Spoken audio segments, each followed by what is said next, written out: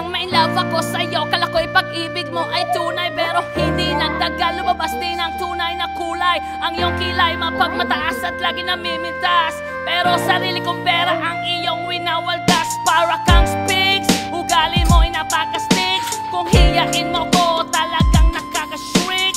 Girlie bitty bye-bye, don't tell a lie. Bakit mo ako laging dinideny? All the goods I've done, wala man lang recognition. Mahilig kang mga leksyon, pinaliwala aking attention. Yo, anyway, everyday, ba't ibang kasang iyong ka-text? And then one time nahuli kita na meron kang ka-sex. Mas gugustuhin ko ba na magpa-crucify kesa harap-harapan mo akong stupefy?